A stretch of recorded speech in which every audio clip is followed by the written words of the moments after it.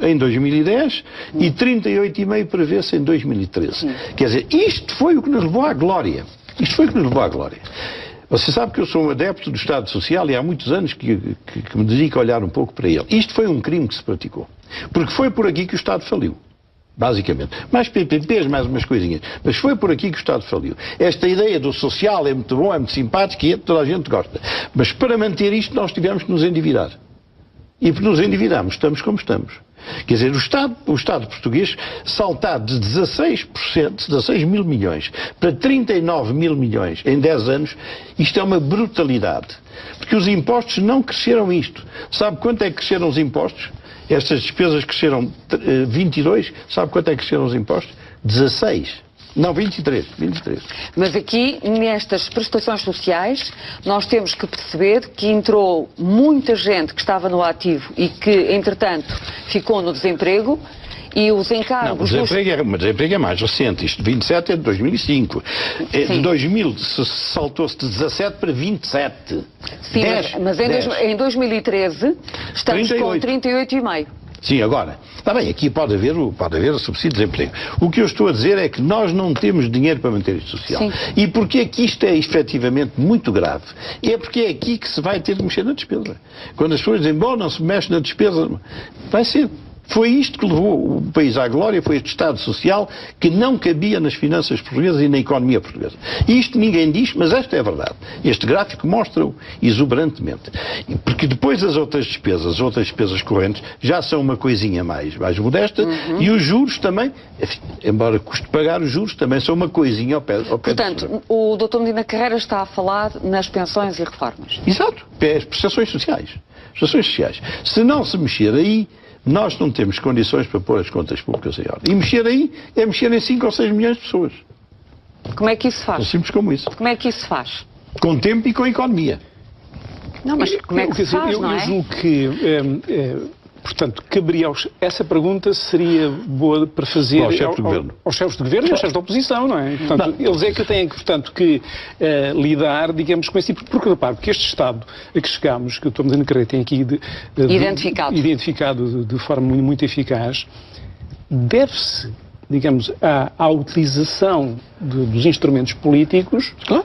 Portanto, no fundo, portanto, a situação a que nós chegamos, portanto, deve-se ao facto de se terem comprado votos, claro, entre aspas, com estas pensões, com estes salários, deixe-me dizer, sem tirar de impor. E, portanto, agora, o que eu julgo que tem que se fazer, os políticos têm que ser capazes de reconhecer este facto e de se comprometerem a não mais entrarem, digamos, nesse tipo de programas.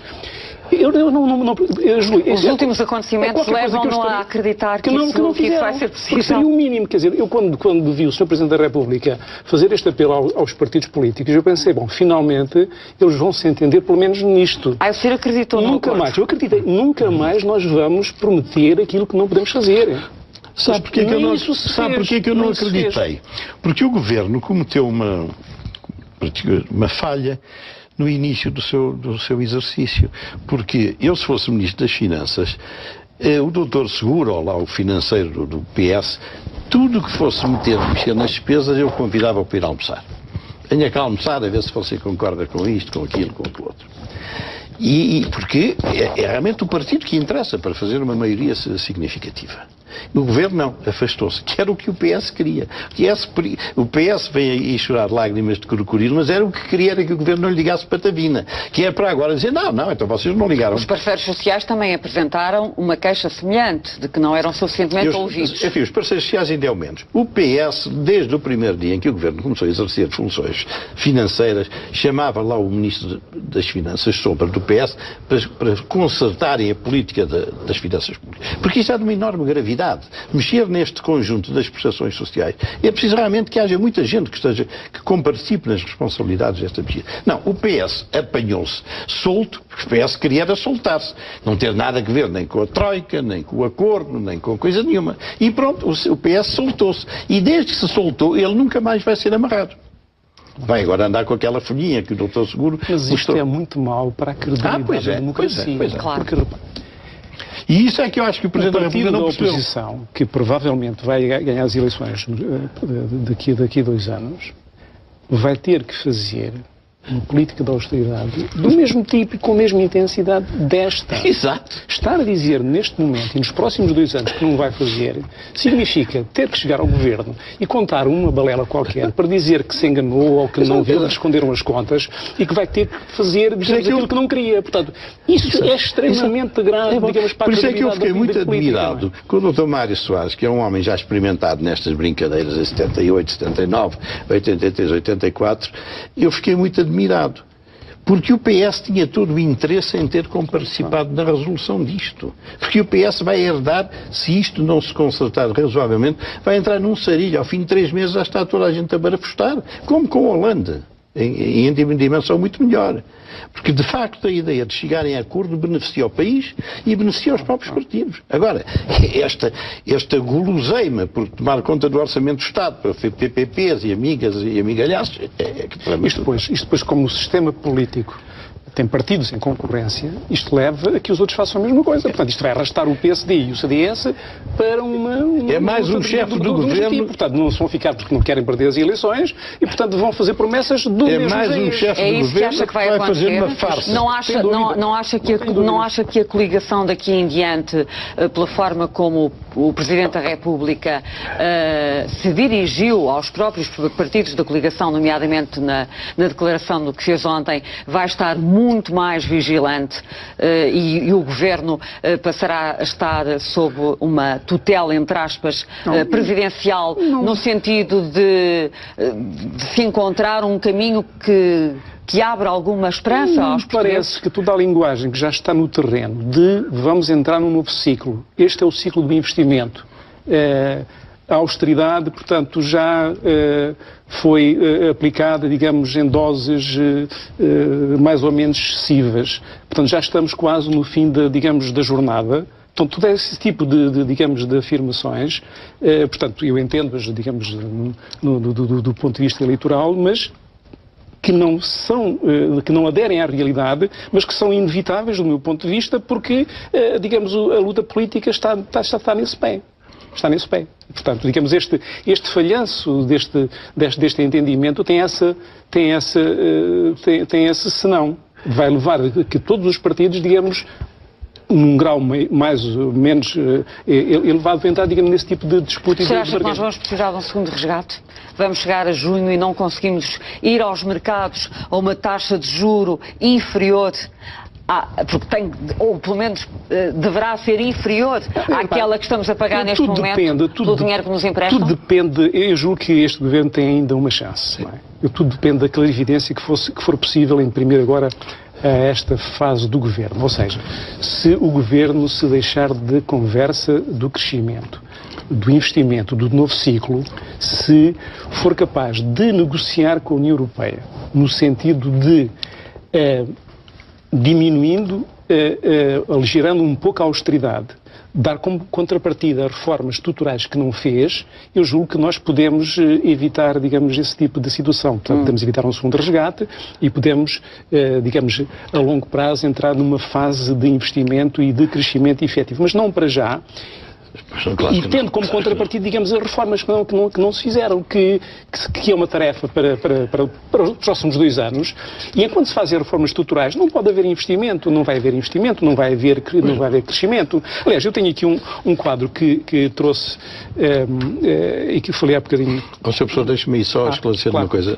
Procure, enquanto eu esclareci, quando o professor Avelino nos fala em reformas estruturais, para o grande público, ele está a dizer preparar o crescimento económico.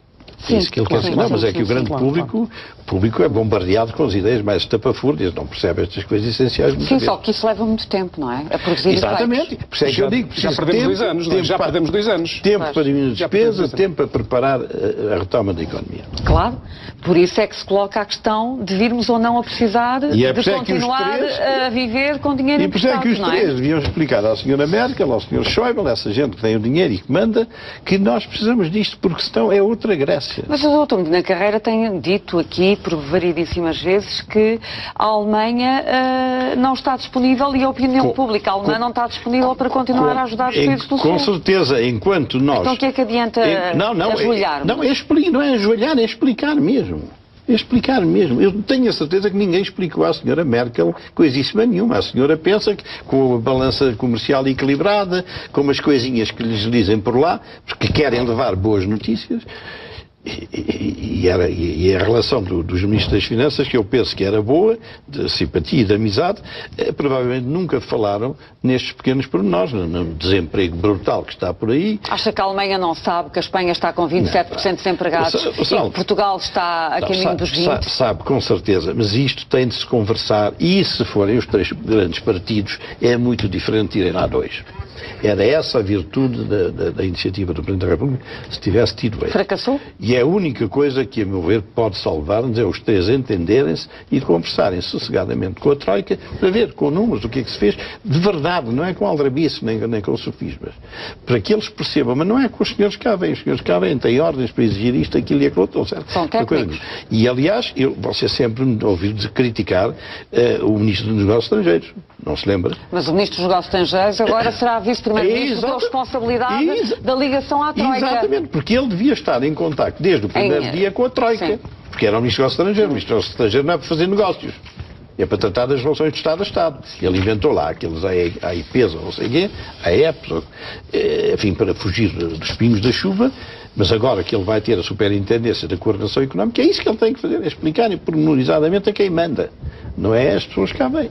Por isso é que há bocadinho eu perguntava a ambos se acreditam que esta remodelação poderá produzir efeitos, já não digo ao nível do melhor funcionamento do governo ou de uma melhor articulação entre os 2 partidos e os respectivos líderes, mas com consequências práticas para a vida das pessoas. Se vingar a opinião de que não é continuidade, que foi aquela que a Ministra das Finanças expressou, não sei o que é que ela quer dizer, se isto é para martelar na despesa, não vale a pena perder tempo. Se vingar a ideia de que temos que trabalhar a despesa com mais tempo e mais sossego, mas temos que trabalhar a preparação da economia, eu acredito que se possa fazer alguma coisa. Porque o Paulo Portas, ele não estava quieto. Ele andava pela Venezuela a vender computadores, essas coisas todas. Ele não esteve quieto. Agora, não estava no sítio que devia. Agora tem a obrigação de estar no sítio que devia. E se trouxer um Ministro da Economia da vida... O Pires de Lima, o António Pires de Lima. O Dr. Pires de Lima. Qual é a sua opinião sobre essa possibilidade? Porque é um homem da vida. O problema do Ministro da Economia é que ele aterrou do Canadá, de Portugal, sabia que era no extremo ocidental da Europa. Por conseguinte, ele levou tempo, com certeza, para se atualizar. Portanto, a ação dele...